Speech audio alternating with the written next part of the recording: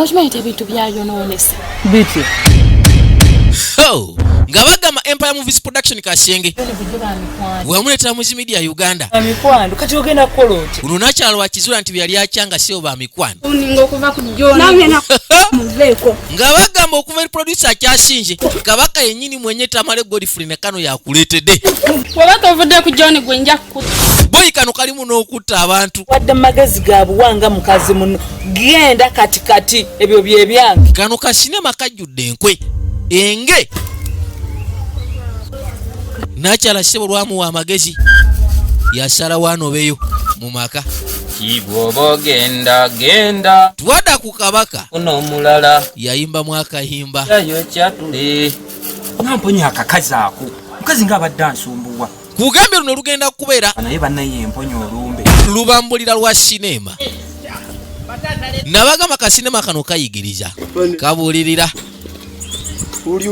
atiranga kasufu kamala akati myako kati omukisa gwe nsanze gunatenguvu ziba teziri busango omutembeeyi Bana kumwekina sokolinde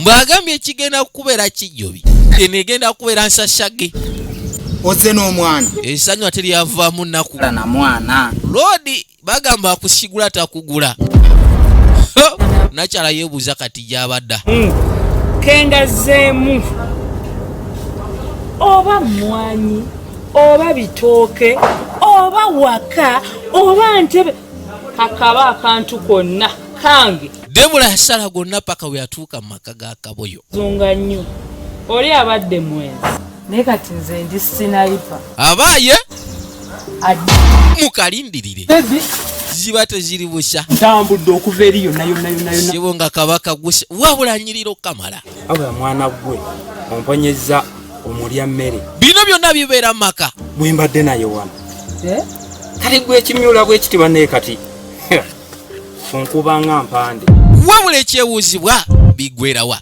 yakayise amaka ga Kaboyo olanga eno season 2 nanyini sinema nyini kabaka mwenye Tamale Godfrey kabaka kalagibwa bulwa ku 3 olwokuna n'olwokutaano ku ssaawa 4 ez'okumakira nga kadiwamu ne repeat ku ssaawa 2 ez'ekiro tosubwa